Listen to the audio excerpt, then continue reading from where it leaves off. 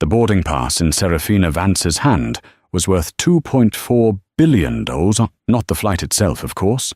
That was a simple $189 economy ticket. But the airport she was standing in, the ground beneath the gate agent's feet, the very air conditioning humming overhead. She owned it all. And the airline she was about to board. Its very survival depended on a deal sitting on her desk.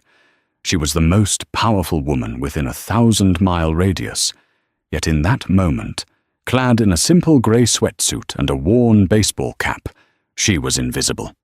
To gate agent Bella Jenkins, she was just another passenger. A black woman who, in Bella's opinion, had an attitude and a carry-on that looked a fraction of an inch too big. Bella was about to enforce the rules. What she didn't know was that she wasn't just about to lose her job. She was about to ground an entire airline. The low, persistent hum of Oak Valley Regional Airport was a sound Serafina Vance knew intimately. It wasn't the chaotic roar of LAX or the majestic sweep of Dubai International. It was a hum of ambition, the sound of an underdog fighting its way up. Her underdog. When Vance Capital acquired the struggling airport 18 months ago, analysts had called it a vanity project, a peculiar indulgence for a tech billionaire known for her ruthless efficiency in software and logistics. They didn't understand. Serafina didn't just see tarmac and terminals. She saw a nexus, a vital artery she could transform into a model of efficiency and passenger experience. Today, she wasn't Miss Vance, the formidable CEO whose face occasionally graced the cover of Forbes. She was just Sarah, a passenger flying to a tech conference in Seattle. Her attire was deliberately anonymous, a plain, charcoal grey sweatsuit from a department store, comfortable sneakers, and a navy blue baseball cap pulled low over her brow, shadowing the sharp, intelligent eyes that had unnerved countless corporate rivals. She traveled this way often, unannounced, to get an unfiltered view of her own operations. It was her version of undercover boss, but with stakes that were infinitely higher. She stood in the boarding line for Ascendair Flight 815. Ascendair was a budget carrier with a reputation as sharp as a butter knife. They were notorious for their nickel-and-dime tactics, belligerent enforcement of baggage policies, and a customer service department that seemed to be run by disgruntled trolls in a basement. They were also, coincidentally, desperate. Their stock was in a nosedive, and they were hemorrhaging cash. Their last, best hope was a massive capital infusion and strategic partnership with an investment group. That group was Vance Capital. The final meeting to approve the first stage $500 million tranche was tomorrow morning. The deal, spearheaded by Ascendair's CEO Harrison Croft, was the only thing keeping them from bankruptcy. Serafina clutched her carry-on, a sleek, carbon fiber roller bag. It was a prototype from a company she was mentoring, designed to be the maximum legal size for every major airline, down to the millimeter. She knew for a fact it was compliant because she had personally overseen the installation of the new, updated baggage sizes at every gate in her airport 3 months prior. The atmosphere at Gate B12 was palpably tense. The flight was overbooked, and the gate agent, a woman with a severe blonde bob and a name tag that read Bella, was radiating an aura of beleaguered authority. She moved with sharp, jerky motions, her voice a clipped monotone that brooked no argument. Every announcement was laced with a passive-aggressive threat about baggage fees and boarding zones. Zone 4, you may now board. Zone 4 only. Bella barked into the microphone, her eyes scanning the crowd like a hawk searching for a field mouse to eviscerate. Have your boarding passes and your IDs out and ready. If your bag looks too big, we will be checking it. It will be a $75 charge. Serafina was in Zone 4. She watched as Bella stopped a young college student, forcing him to cram his clearly compliant backpack into the metal sizer. It fit, but only after a struggle that left the student red-faced and flustered. Bella gave him a smug, tight-lipped smile before waving him through. It was a petty power play, the kind of small-scale tyranny that Serafina loathed. It was inefficient, created a poor customer experience, and was fundamentally disrespectful. It was everything she was trying to eliminate from Oak Valley. As her turn came, she handed Bella her boarding pass and ID. Bella barely glanced at the ID, her eyes immediately fixing on the carbon fiber carry-on. A flicker of something predatory crossed her face. This was another opportunity to exert control. "Ma'am," Bella said, her voice dripping with artificial politeness, "I'm going to need you to place your bag in the sizer." Serafina smiled faintly, a calm, easy smile that seemed to irritate Bella instantly. "That won't be necessary," she said, her voice quiet but clear. "I can assure you, it fits." Bella's eyes narrowed. "It's not up to you to assure me. It's my job to check. The sizer, please." She pointed a manicured finger at the metal cage. This was the moment, the pivot point. Serafina could have pulled out her phone, made a single call, and had the woman fired before her next breath. But that wasn't her way. She needed to see the system play out. She needed the data. So, with the patience of a predator herself, she calmly rolled the bag over to the sizer and slid it in. It fit perfectly, gliding into the space with a satisfying, precise click. There was a millimeter to spare on all sides. She looked at Bella, her expression neutral. The other passengers in line let out a few quiet snickers.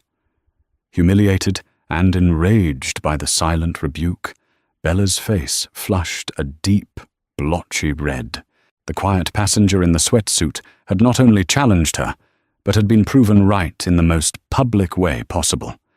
For Bella Jenkins, this was no longer about airline policy. It had just become personal. Bella stared at the perfectly fitted bag as if it had personally insulted her. The quiet confidence of the woman in front of her, the stifled laughter from the line, it all coalesced into a hot knot of fury in her stomach.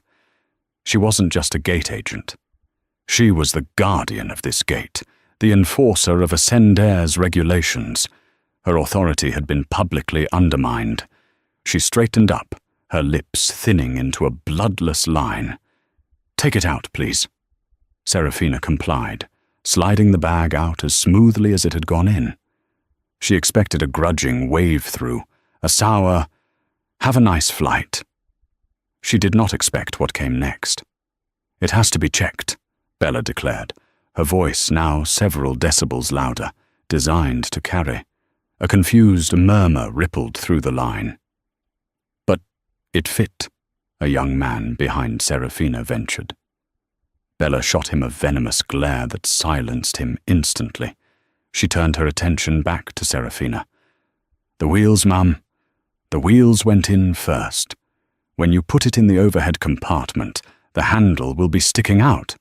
That's a hazard. It must be gate-checked." This was utterly, breathtakingly absurd.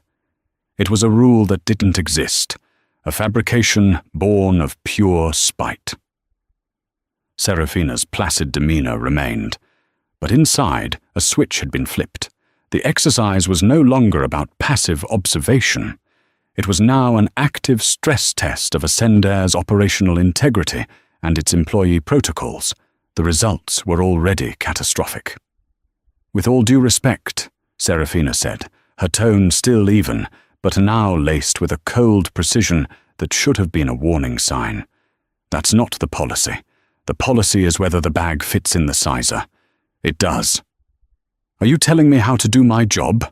Bella snapped, her voice rising to a near shriek. She felt her supervisor, Mark Peterson, approaching from the desk behind her.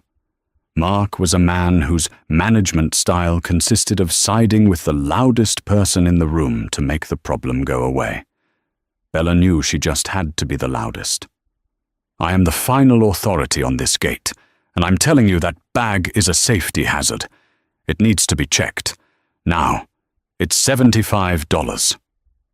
I'm not paying to check a compliant bag, Serafina stated simply. It wasn't about the money, it was about the principle. A principle she was, in a roundabout way, paying millions to instill in this very airport. Mark Peterson arrived, a harried-looking man in his late 40s with a cheap suit and a permanent expression of mild panic. "Is there a problem here, Bella?" "Yes, Mark," Bella said, seizing the opportunity to perform for her superior. "This passenger is refusing to comply with baggage policy. Her bag is a hazard, and she's holding up the entire boarding process." She gestured theatrically to the line, which was now stalled, its occupants watching the drama with a mixture of annoyance and fascination. Mark looked from Bella's incensed face to Serafina's calm, unreadable expression under the brim of her cap. He saw a furious employee and a quiet black woman in a sweatsuit. He made the calculation of least resistance. "Ma'am," he began, adopting a tone of weary condescension. "We have policies for a reason. Our gate agents are trained professionals. If she says the bag has to be checked, it has to be checked. Let's not make a scene." "Make a scene." The words hung in the air, thick with implication. Serafina was the one being accused, the one being difficult, the one making a scene. "The bag fits the sizer your airline provides," Serafina countered, her gaze shifting to Mark. She was giving him a chance to de-escalate, to be a manager. "That is the policy. You and I both know it. The only scene being made here is by your employee, who is inventing rules because she was embarrassed." This direct, logical challenge was more than Mark could handle. It required thought, fairness, and backbone, none of which were in his managerial toolkit. He defaulted to his training: back the employee, remove the problem. "Look, I don't have time to argue," he said, his voice hardening. "Either you give Bella the bag to be checked, or you won't be flying with us today. Your choice." It was the classic corporate strong-arm, deployed against someone they perceived as powerless, someone who couldn't fight back. Serafina felt a profound sense of disappointment. This wasn't just one bad employee, it was a systemic failure. Mark's reflexive backing of Bella's lie showed that this kind of behavior was, at best, tolerated, and, at worst, encouraged. Serafina took a small, deliberate step back from the counter. She reached into her pocket, not for a credit card, but for her phone. "So to be clear," she said, her voice now devoid of any warmth, a pure, analytical instrument. "Ascendair's official position is to deny me boarding because my fully compliant carry-on bag will not be gate-checked based on a rule your agent just invented, and you are endorsing this decision?" Bella smirked, sensing victory. "That's right." Mark just crossed his arms, looking impatient. "You're holding up the flight. What's it going to be?" Serafina unlocked her phone. She didn't make a call. Instead, she opened a specific, encrypted messaging app. She typed a short, 2-word message to a single contact, her chief of airport operations, a man named David Chen. The message read, "Code Nightingale." It was a prearranged signal they'd established for exactly this type of situation. A critical, on-the-ground service failure that required immediate, discreet, high-level intervention. It meant, drop everything, get to my location, and bring airport security. It also meant to start the protocol. Begin quietly pulling every scrap of data, CCTV footage from all angles, audio recordings from the gate microphones, employee records for Bella Jenkins and Mark Peterson, and the complete financial and operational status of Ascendair's lease at Ovra. She put her phone back in her pocket. She looked at the two of them, the gatekeeper and her weak-willed supervisor, two people who had just sealed their own fates and the fate of their company. "All right," Serafina said, with an unnerving calm. "I won't be flying with you today." Bella's smirk widened. "Fine. Step aside so I can board the other passengers." "Oh, I don't think you understand," Serafina replied, her voice dropping to a near whisper, yet carrying an incredible weight. "I'm not the one who won't be flying. None of you are." Bella and Mark exchanged a look of disbelief, then back at Serafina. It was the look one gives a person they believe to be delusional. "What did you just say?" Mark asked, his tone a mixture of scorn and irritation. "You heard me," Serafina said, her posture unwavering. She was no longer just a passenger. An almost imperceptible shift had occurred. The anonymity of the sweatsuit and cap seemed to be dissolving, replaced by an aura of formidable authority. "This flight is not taking off, not until I have a full operational review of this gate and its staff." Bella let out a short, ugly laugh. "You? You're going to stop a flight? And who are you supposed to be? Get out of the line before I call security." "That won't be necessary," a new voice interjected, calm and authoritative. "I've already been called."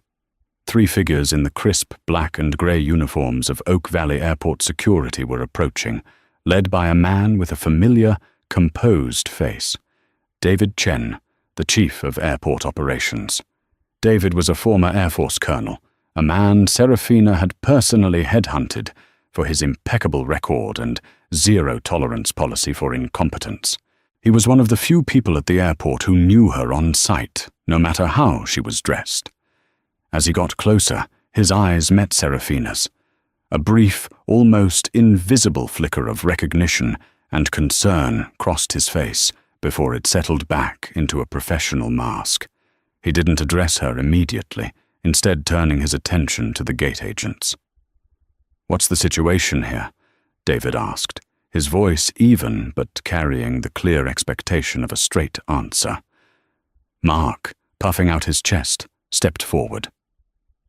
"This passenger," he said, gesturing dismissively at Serafina, "was causing a disturbance, refusing to follow crew instructions regarding her baggage and holding up the boarding process.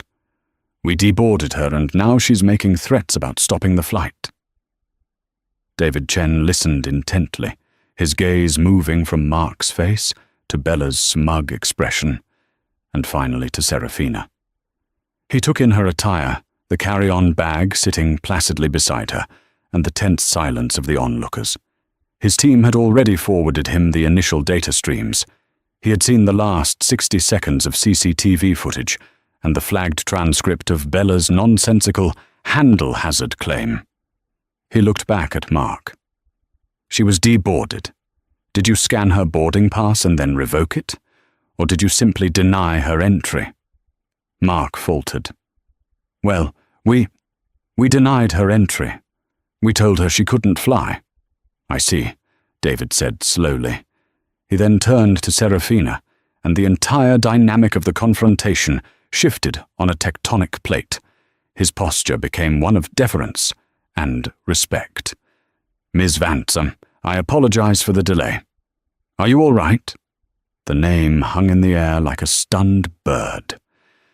"Ms. Vance." Bella's smirk vanished, replaced by a slack-jawed confusion. Mark's face went pale. They both knew that name. It was on the letterhead of the airport's ownership group. It was the name on the press releases about the new terminal expansions. It was a name spoken with a mixture of awe and terror in the airport's administrative offices. But it couldn't be. Not this woman. Not in a cheap sweatsuit. Mark stammered. Vance? As in, Vance Capital? David Chen ignored him, his full attention on Serafina.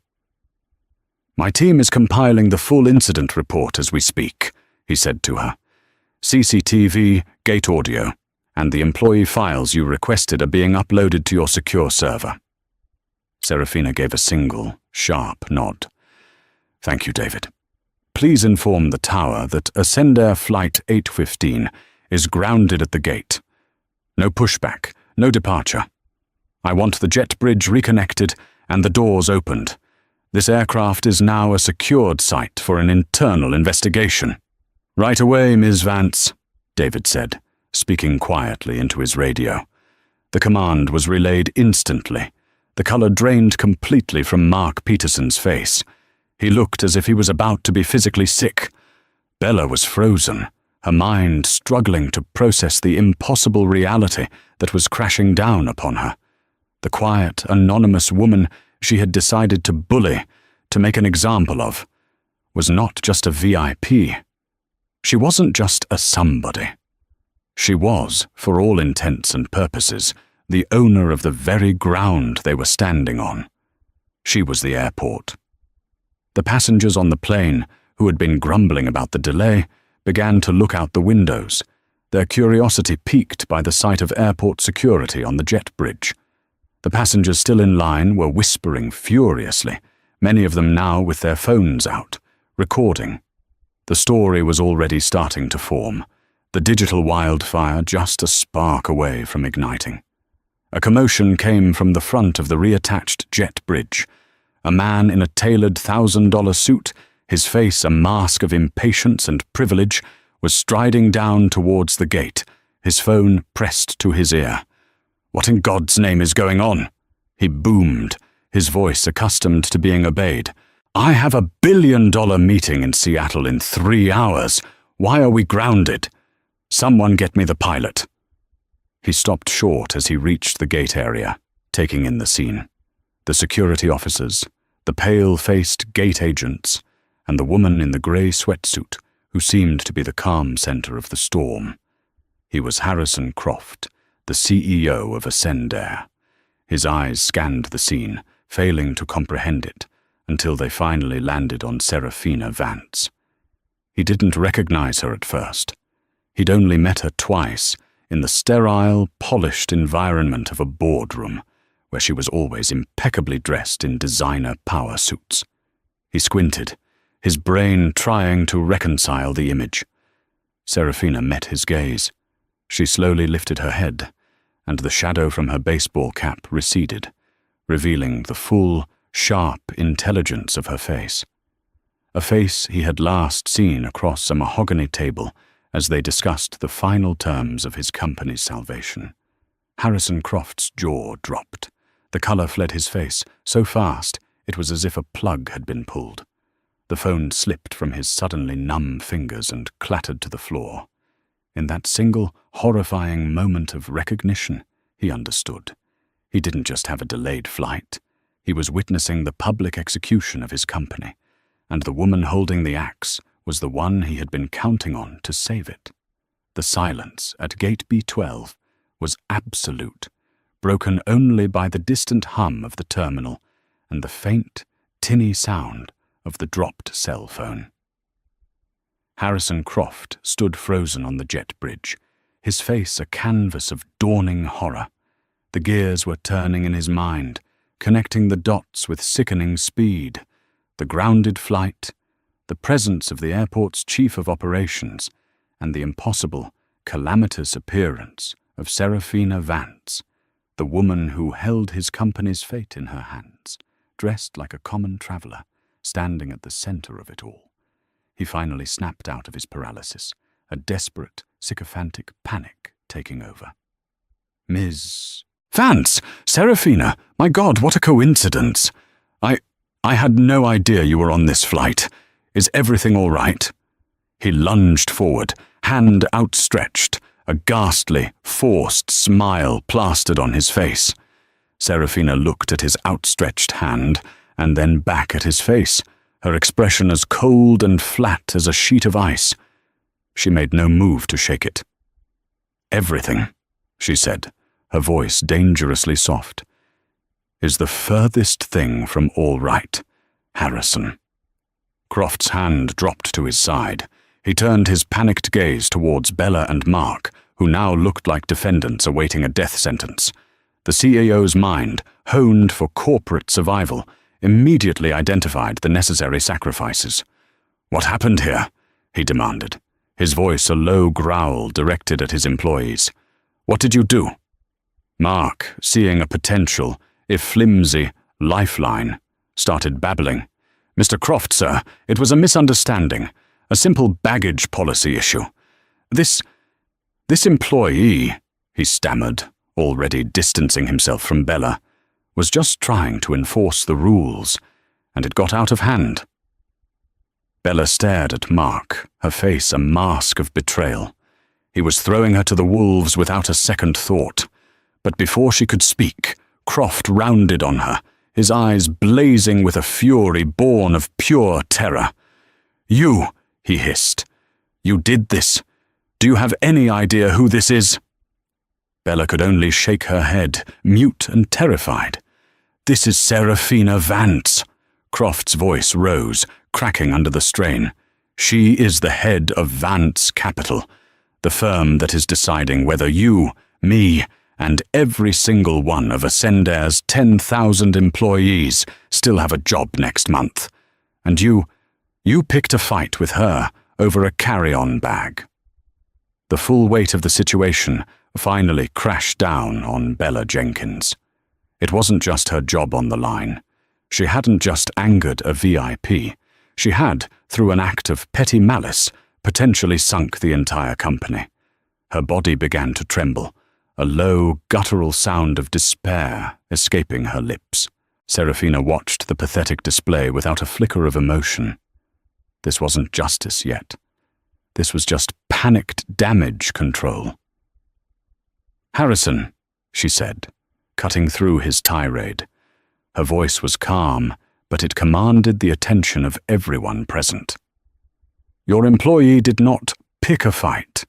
She fabricated policy to assert dominance. Your supervisor endorsed her fabrication to avoid conflict. This was not a simple misunderstanding.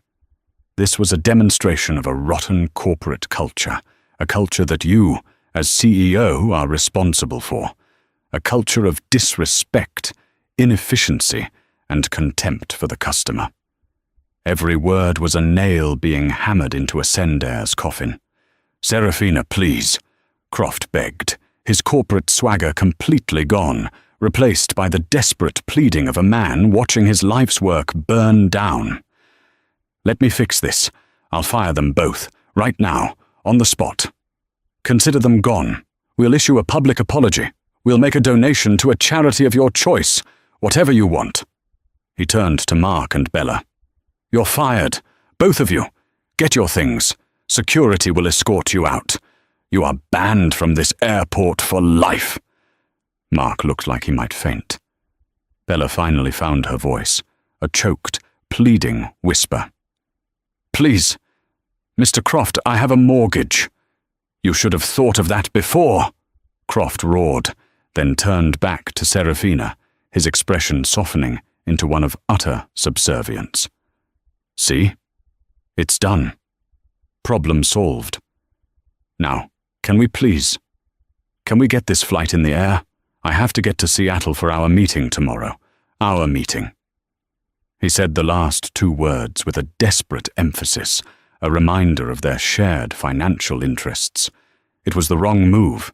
It implied that this could all be swept under the rug for the sake of the deal. Serafina let the silence stretch for a long, painful moment. She looked past Croft, at the passengers watching from the plane, at the people in the terminal recording on their phones. She looked at David Chen, who stood by, awaiting her command. "There is no meeting, Harrison," she said, her voice clear and final. "The deal is off. Vance Capital is formally withdrawing its offer of partnership and financing for Ascendair, effective immediately." If her first revelation had been a gunshot, this was a nuclear bomb. Harrison Croft physically staggered back, clutching his chest as if he'd been struck. No, you can't," he whispered. "The board, the financing, it's all approved. It's our only path forward." "Your path forward just ended at Gate B12, Serafina stated. "My company does not invest in toxic assets, and your airline's culture is fundamentally toxic. Today was just a symptom of the disease. I will not pour billions of dollars into a rotten foundation." She then turned her attention to David Chen. "David, please have your team arrange for the immediate termination of Ascendair's lease agreements for all gates, check-in counters, and office spaces at Oak Valley Regional Airport. Issue the standard 30-day notice of eviction." "Yes, Ms. Vance," David replied, already making the necessary communications. Croft was apoplectic. "You can't do that. We have a contract." "Read the fine print of your contract, Harrison," Serafina advised coolly. "Specifically, Section 12, subsection B, the Airport Integrity and Passenger Welfare Clause. I had my legal team draft it myself. It gives the airport authority, which is me, the right to terminate a carrier's lease with cause in the event of gross misconduct or actions that damage the reputation and operational harmony of the airport. I believe we have more than met that standard here today." She had thought of everything. She had built the trap into the very legal framework of her airport, waiting for an airline arrogant enough to spring it. Today, Ascendair had walked right in. Her attention then shifted to the passengers. "Ladies and gentlemen," she called out, her voice projecting across the gate area. "On behalf of Oak Valley Regional Airport, I sincerely apologize for the inexcusable behavior you have witnessed from this airline. Ascendair Flight 815 is officially cancelled." A collective groan went through the crowd. "However," she continued, raising a hand, "you will not be abandoned. The airport will be providing you all with complimentary meal vouchers. Furthermore, we are chartering a private aircraft to take all of you to Seattle. It will be ready for boarding at the executive terminal in 90 minutes, all expenses paid. For your trouble, each passenger will also be receiving a travel voucher for $1,000, valid on any airline, other than Ascendair." A stunned silence was followed by a wave of applause and cheers. Phones were now universally out, recording this incredible act of corporate jiu-jitsu. Serafina had not only punished the guilty, but had transformed a terrible experience into a story of legendary customer service, all while generating an unprecedented amount of positive PR for her airport. She looked one last time at the three figures whose lives had been irrevocably shattered. Mark Peterson was slumped against a wall, his face in his hands. Bella Jenkins was weeping uncontrollably, the sound a pathetic whimper. And Harrison Croft, the powerful CEO, stood amidst the wreckage of his company, his $1,000 suit looking like a funeral shroud. He was a king who had just discovered his entire kingdom was made of sand, and the tide had just come in. The karma wasn't just hard, it was a tidal wave, and it had washed them all away. The immediate aftermath at Gate B12 was a surreal tableau of chaos and order. While the cancelled passengers cheered and lined up to receive instructions from David Chen's impeccably efficient staff, the remnants of Ascendair's presence began to dissolve. Harrison Croft stood catatonically for a full minute before his survival instincts kicked in. He began frantically dialing his board members, his voice a frantic, high-pitched squeak as he tried to explain the inexplicable, that their $500 million lifeline had just been severed by a gate agent with a god complex. Bella and Mark were quietly and professionally escorted away by airport security. There was no grand scene, no shouting, just a quiet, humiliating walk past the passengers they had inconvenienced, their careers in aviation ending not with a bang, but with the quiet click of a staff access door closing behind them for the last time. The footage of their walk of shame, captured on a dozen smartphones, would be a viral sensation by sundown. Serafina, however, was already in motion. Her work was far from over. She was escorted by David to a discreet, private lounge reserved for airport management. Inside, a large screen already displayed a multi-panel view of data streams, One showed the burgeoning social media storm under the hashtags #Ascender Meltdown and Washer's Queen of Oak Valley. Another tracked Ascender's stock in after-hours trading. It was already plummeting based on the first credible reports trickling out. A third panel displayed live news feeds from major financial outlets, all beginning to pick up on the bizarre story. The charter is a Gulfstream GEX-50 from our executive fleet partner, David reported, handing her a tablet. It has enough capacity for the displaced passengers. It will be ready in 70 minutes, not 90. We've also arranged ground transport to the executive terminal. Meal vouchers are being distributed now. All passenger data has been transferred for the new manifest. Excellent, Serafina said, her focus absolute. And the other passengers? The ones from Flight 815 who were already on board? They've been deplaned and are being processed along with the others, David confirmed. They're surprisingly upbeat, all things considered. They're treating it like they won the lottery. They did, Serafina replied wryly. Now let's talk about Horizon Airways. Horizon was Ascender's biggest rival, a carrier with a better reputation for customer service, but which lacked the capital for a major expansion. They had been the runner-up in Vance Capital's search for a strategic airline partner. Get Amelia Chen on a secure line, Serafina commanded, naming Horizon's CEO. Tell her I have an unexpected opening in my investment portfolio, and I'd like to discuss a partnership that comes with preferential gate access and heavily subsidized landing fees at Oak Valley Regional Airport, effective as soon as Ascender vacates the premises. David's eyebrows shot up. Tonight? The market abhors a vacuum, David, Serafina said, a flinty look in her eye. Ascender created one. We will fill it before sunrise. While David made the call, Serafina turned her attention to the tablet. It displayed the personnel files for Bella Jenkins and Mark Peterson. A quick scan revealed a pattern. Bella had a string of minor customer complaints against her, all dismissed by Mark as customer oversensitivities. Mark, in turn, had received poor marks in his leadership reviews, with notes about his conflict-avoidant style and tendency to manage downwards by blaming subordinates. The problem wasn't a single incident. It was a festering wound that her actions had just lanced. This wasn't about vengeance for a personal slight. It was about eradicating a cancer. Ascender's corporate culture didn't just allow for a Bella Jenkins, it created her. It empowered her petty tyrannies and shielded her with supervisors like Mark. By grounding the flight and sinking the company, Serafina had performed a radical, painful surgery on the entire airport ecosystem.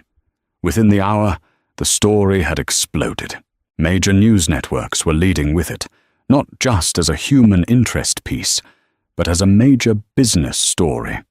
The viral videos were everywhere, showing Serafina's calm defiance, Bella's escalating rage, and Harrison Croft's spectacular collapse. Pundits were lauding Serafina's decisive action as a masterclass in brand management and corporate responsibility. She hadn't just had a bad customer experience. She had leveraged a moment of personal disrespect into a fundamental restructuring of her business environment. Her phone buzzed. It was a text from a board member at one of her tech companies. It was a link to a news article with the headline, "Billionaire Serafina Vance goes undercover boss, fires airline instead of employee." She allowed herself a small, grim smile. The repercussions were spreading far beyond Oak Valley. At Ascender's corporate headquarters in Dallas, panic was setting in. The board had been summoned for an emergency meeting. Their stock was now in freefall, losing over 60% of its value in a matter of hours. Lenders were calling, their lines of credit suddenly looking precarious. The house of cards, built on the hope of Vance Capital's money, was collapsing in real time. Harrison Croft, having finally gotten through to his chairman, was unceremoniously fired over the phone while standing in the now deserted Ascendair check-in area. He was informed that his golden parachute was likely void due to a gross negligence clause in his contract. In the space of 2 hours, he had gone from a high-flying CEO on the verge of a massive success to an unemployed, disgraced pariah who would likely never work in the industry again. Serafina, meanwhile, was finalizing the terms of a new deal with Amelia Chen of Horizon Airways. It was a better deal, with a better partner, one that shared her vision for a passenger-first experience. As she looked out the window of the lounge at the twinkling lights of her airport, she saw the chartered G650 taxiing towards the runway, preparing to take the former passengers of Flight 815 to their destination. It was a sleek, beautiful machine, a symbol of efficiency and quality. It was a symbol of her way of doing things. The lesson being sent out into the world that night was swift, brutal, and crystal clear. If you operate in Serafina Vance's world, you will adhere to her standards, and if you don't, you will not be corrected or reprimanded. You will simply be removed. The next 48 hours were a blur of seismic shifts in the aviation and business worlds. The story of what happened at Gate B12 became a modern corporate legend, dissected on cable news, debated in business schools, and celebrated across social media. Serafina Vance was no longer just a tech billionaire. She was elevated to the status of a folk hero for frustrated consumers everywhere. She was the woman who had fought back against the faceless, indifferent corporation, and won in the most decisive way imaginable. For Ascendair, the end came swiftly. The withdrawal of Vance Capital's investment was a death blow. Their stock became what traders call a falling knife, and by the time the market opened the next morning, it was trading for pennies before the Nasdaq halted it altogether. The company filed for Chapter 7 bankruptcy, liquidation, before the end of the week. The iconic, if unloved, Ascendair brand was history. Its planes would be sold for scrap or repainted, its routes auctioned off, and its 10,000 employees, from pilots to baggage handlers, were now looking for work. It was a corporate extinction event. The human cost was not lost on Serafina. She had not taken pleasure in destroying thousands of jobs. In a private memo to her executive team, she wrote, "A structure with a rotten foundation cannot be saved. It must be demolished so something stronger can be built in its place. Our responsibility now is to build." And build she did. Horizon Airways, flush with a massive capital injection from Vance Capital, immediately announced a major expansion. They not only took over Ascendair's former gates at Oak Valley, but also launched an expedited hiring program, explicitly prioritizing applications from former Ascendair employees who could pass a rigorous screening process focused on customer service excellence. It was a lifeline for many, a chance to work for a company with a healthier culture. What of the individuals at the heart of the storm? Bella Jenkins and Mark Peterson became pariahs. Their names and faces were inextricably linked to the viral videos. No airline would touch them. Bella, hounded by reporters and internet trolls, sold her story to a tabloid for a pittance, painting herself as a victim of a stressful work environment and an unforgiving billionaire. The public, by and large, didn't buy it. She eventually moved to a different state and found work in a data entry job, a world away from the public-facing authority she had once craved. Mark Peterson attempted to sue for wrongful termination, but was laughed out of every lawyer's office he visited. He ended up managing a fast food restaurant, his career in aviation management permanently erased. Harrison Croft fared no better. Ostracized by the corporate world he once dominated, he was forced into an early, ignominious retirement, his name becoming a cautionary tale in boardrooms about the dangers of underestimating anyone. But Serafina's goal was never purely punitive. The incident became a catalyst for her true vision. A week after the grounding of Flight 815, she held a major press conference at Oak Valley Regional Airport. Standing before a newly unveiled banner, she announced the Oak Valley Promise, a passenger-first Bill of Rights that would be legally required for any airline wishing to operate out of her airport. The promise included radical, industry-shaking guarantees, a zero-tolerance policy for staff-initiated escalations, mandatory de-escalation training for all airline employees, guaranteed compensation for any passenger wrongly denied boarding, and a streamlined digital system where passengers could report issues directly to airport management, bypassing the airlines entirely.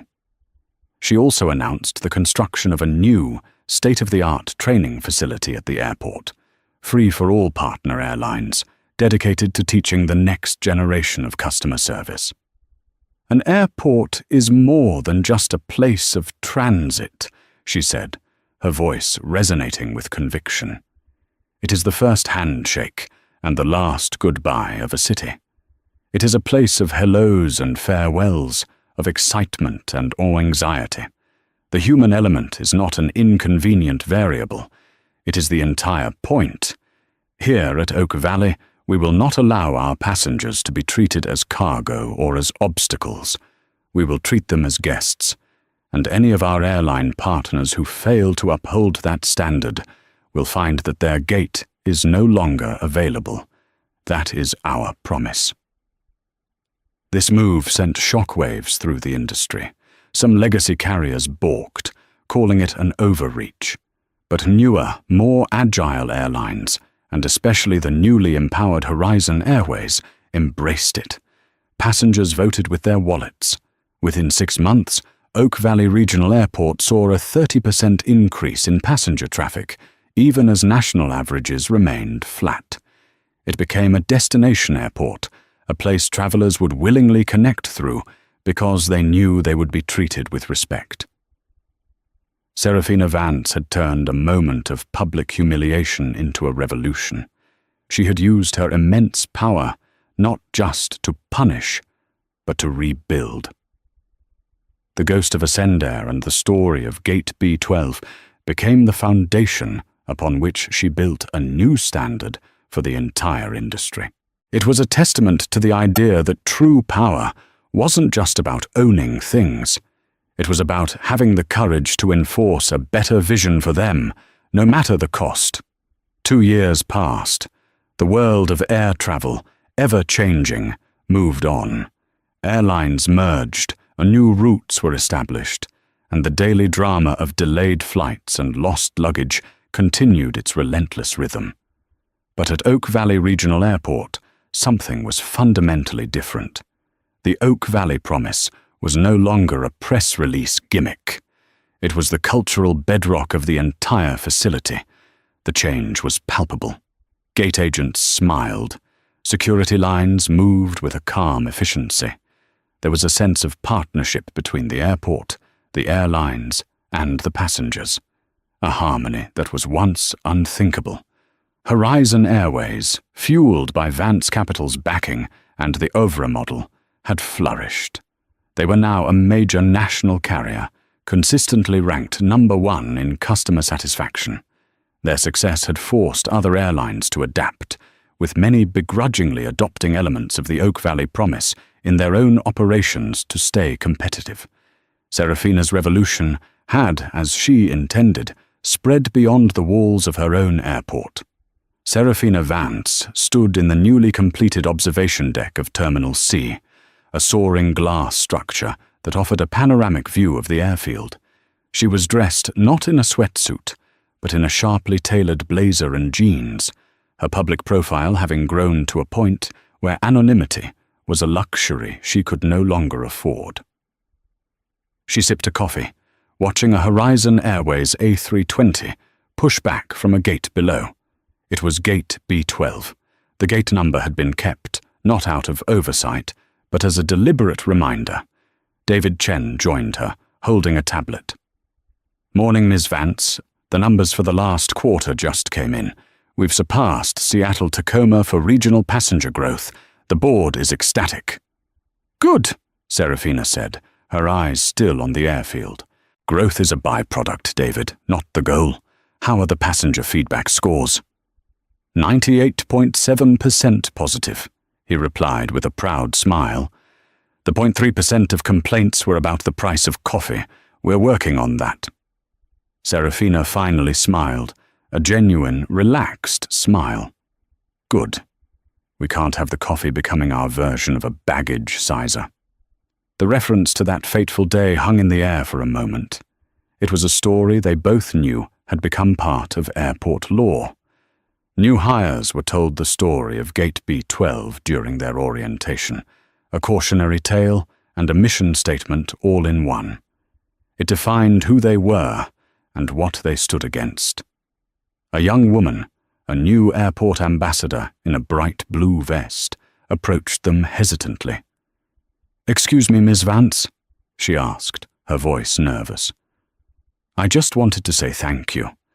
My dad, he was a pilot for Ascendair. When they went under, he was devastated. But he got a job with Horizon. He says it's the best company he's ever worked for. He says he feels respected for the first time in years. So, thank you." Serafina looked at the young woman, and for a moment the powerful CEO vanished, replaced by a woman who understood the human impact of her decisions. "Thank you for telling me that," she said warmly. "What's your father's name?" the ambassador told her, and Serafina made a mental note. A personal commendation from the head of the airline's primary investment partner would do wonders for his career. It was another small way to reinforce the culture she was building, one that rewarded good people. As the young woman walked away, her step a little lighter, David Chen shook his head in admiration. "You didn't just buy an airport, Miss Vance. You changed an entire industry's direction." Serafina watched the Horizon flight gracefully lift into the sky. She thought of Bella Jenkins, Mark Peterson, and Harrison Croft, three people whose lives she had shattered. She felt no remorse, but no satisfaction either. They were simply variables in an equation, the necessary catalyst for a much larger reaction. Her actions that day had been born of frustration, but they had been executed with purpose. It was a hard karma, a swift and unyielding justice, but it had served to plough a fallow field so that something better could grow. Her legacy would not be the billions she made in technology or the companies she acquired. Her true legacy was here, in the quiet efficiency of this airport, in the respectful smile of a gate agent, in the relief of a passenger who knew they would be treated like a human being. It was the legacy of Gate B12, a testament to the fact that sometimes, to fix a broken system, you don't need a new rule. You need a revolution. And that day, 2 years ago, clad in a grey sweatsuit, Serafina Vance had started one. The story of Serafina Vance and Ascendair is more than just a tale of epic karma. It's a powerful reminder that the culture of any organization, from a multi-billion-dollar airline to a local coffee shop, is defined not by the rules in a handbook, but by the actions of its people. One person's decision to choose malice over respect, and another's choice to endorse it, set off a chain reaction that brought an empire to its knees. But more importantly, it shows what can happen when power is used not just for punishment, but for progress. Serafina Vance didn't just get revenge. She rebuilt the entire system from the ground up, proving that treating people with dignity isn't just the right thing to do. It's good business. What would you have done in her shoes? What's the worst airline experience you've ever had? Let us know your thoughts in the comments below. If you found this story as incredible as we did, please hit that like button, share it with someone who needs to see it, and be sure to subscribe for more true-life stories of drama, justice, and karma. Thank you for listening.